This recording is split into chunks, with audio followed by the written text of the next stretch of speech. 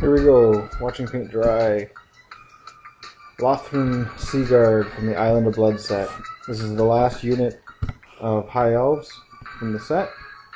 Just a couple one character and the Skaven weapons teams. Oh, I guess I haven't done the video for the clan rats. Anyways, here we go.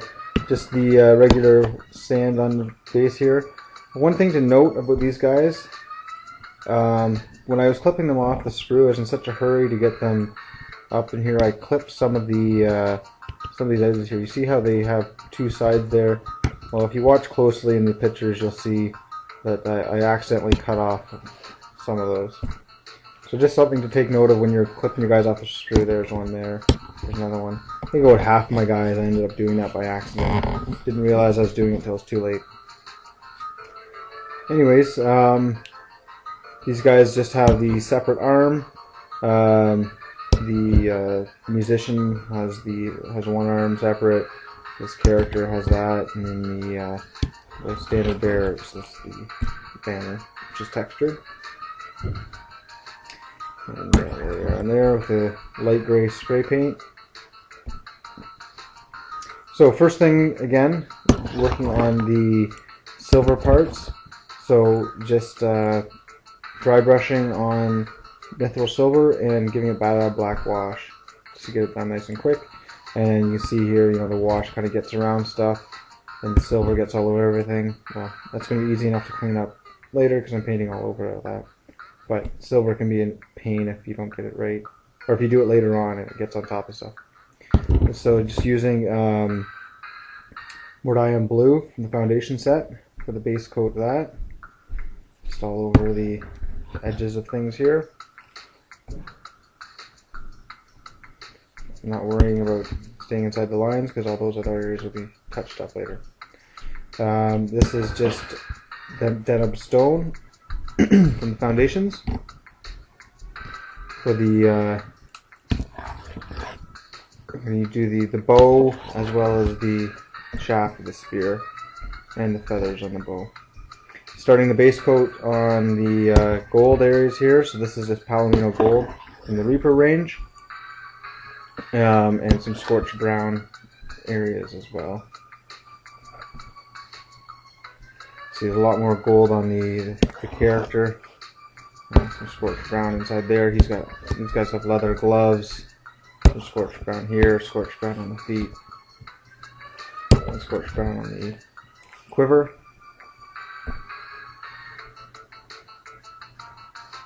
So now what I'm doing is I'm touching up the gray here, and so this is just Reaper Cloudy Gray. It's like a medium gray color, kind of like Codex Gray. So I'm doing all the areas that are going to be white are done up like that. So now I'm doing some highlights. So I've got the Devlin Mud on the gold areas, and doing another layer. So this is a Misty Gray from the Reaper range. It's like a light gray. Again, you can see how the layers are getting sort of built up there. Got some white there. I'm using the same colors as the gold, so the Palomino Gold, Devlin Mud, Palomino Gold, then Buckskin Pale. Doing that for the hair on these guys as well.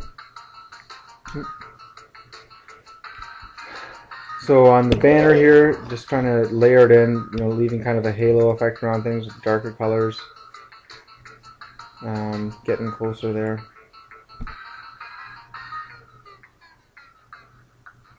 It's amazing how it's probably near the second half when you start doing the lighter whites on it. That's when these guys actually start looking decent. But the first half, the colors are so dark and muddy, they don't look that good. So I'm using the Reaper Sky Blue triad here. So it's a true blue, sky blue kind of mixture, and just layering up that.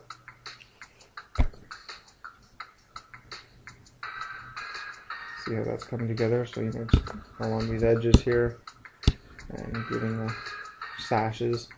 I did the same whites on the tails of these things here. So you can see, so this is a Bestial Brown on the leather bits. And what else do we see here? I ended up doing a snakebite leather on top of that as well. Okay, so here we go back with the Palomino Gold on the gold areas. So you can see it's a pretty quick and easy, well, quick and sloppy, I guess, look to it. I've also shaded these areas here, that's with the Griffin Sepia, and highlighted it back up with the base color. Also started working on the faces, so I'm just using the Fair Skin from the Reaper range. Fair Skin shadow with the Ogren Flesh wash, and then building that up with a Fair Skin triad. You can see here sort of building up the gold areas. Just trying to get the edges nice and sharp.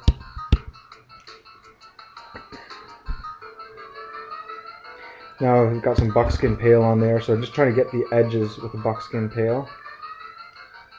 So you're kind of coming in here, I've got very few areas left. You can see the highlights of the brown there.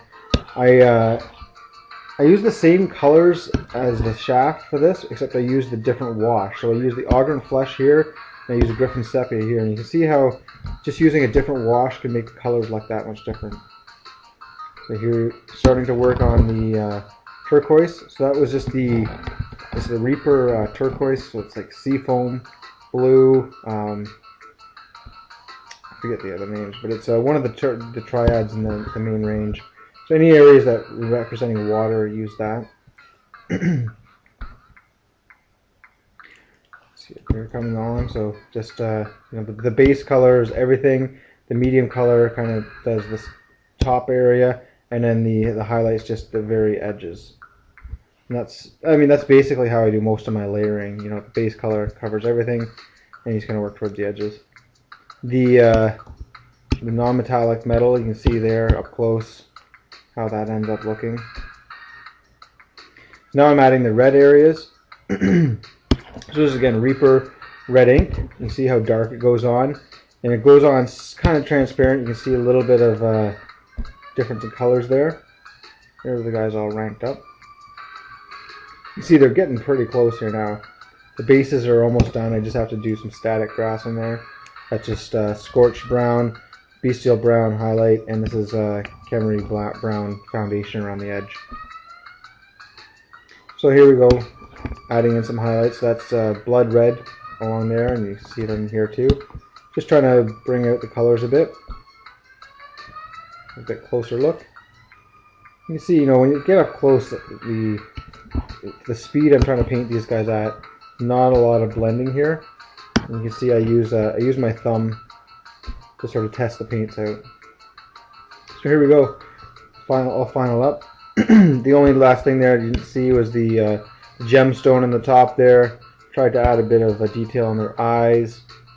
You can see there's that's that sea foam kind of color again. That's them all done. I have all of the guys with the broken spears at the back, so maybe we'll see those later. And this is just the Games Workshop modular movement tray that you buy separately.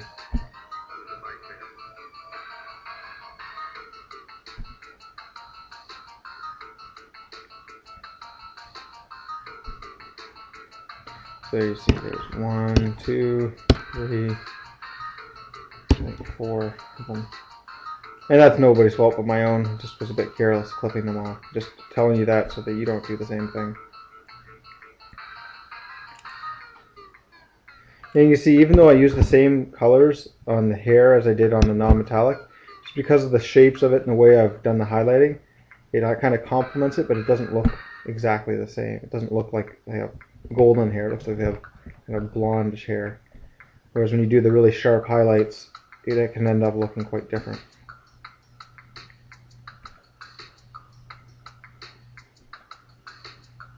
Here's a bit closer.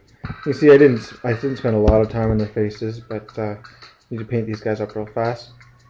It's amazing what that little white dot on that top corner will do for your gems to make them look realistic. That's a really fast thing to do. You just got to make sure you have the right amount of paint on your brush. But those gemstones take no time at all once you get the hang of it. And just for people who may have missed the other videos, just blood red on the bottom, and then some blaze orange just at the bottom as well, and then a speck of white at the top. Thanks for checking it out. You can see my blog, if you like watching paint dry.blogspot.com. I painted these guys up for miniwargaming.com.